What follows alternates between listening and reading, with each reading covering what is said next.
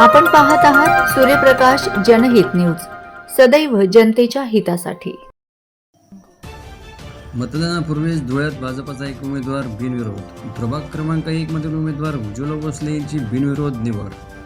धुळे मनपा निवडणुकीत भाजपाने खाते उघडले। बातमी सविस्तर। धुळे महानगरपालिका निवडणुकीच्या अर्ज छाननी दरम्यान राष्ट्रवादी काँग्रेस शरद पवार पक्षाचे शहर जिल्हाध्यक्ष असलेले रणजितराजे भोसले यांनी काल तडकाफडकी पक्षाचा राजीनामा देत शेवटच्या क्षणी भाजपात प्रवेश केला होता आणि त्यांच्या धर्मपत्नी उज्ज्वला भोसले यांना भाजपाचे तिकीट मिळवले होते। आणि आज अर्ज छाननी दरम्यान त्यांच्या विरोधात असलेल्या चारही उमेदवारांचे नामांकन अर्ज छाननी दरम्यान बाद झाल्याने त्या बिनविरोध निवडून आल्या आहेत। धुळे मनपातील त्या पहिल्याच नगरसेविका म्हणून बिनविरोध निवडून आल्या आहेत।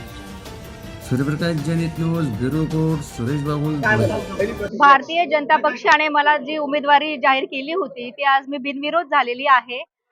सगळ्यात आधी पालकमंत्री जयकुमार रावलजी आणि आपले अनुप भैया यांचे मी मनापासून आभार मानते आणि जी काही त्यांनी माझ्यावर विश्वास दाखवला आहे ते नक्कीच मी त्याला पात्र ठरेल।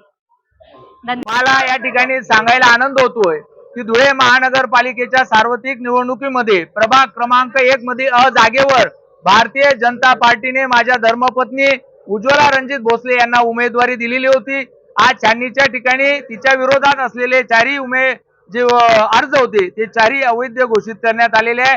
त्यामुळे आज जरी नसेल तरी ती आज बिनविरोध साठी या ठिकाणी तिची निवड झालेली आहे।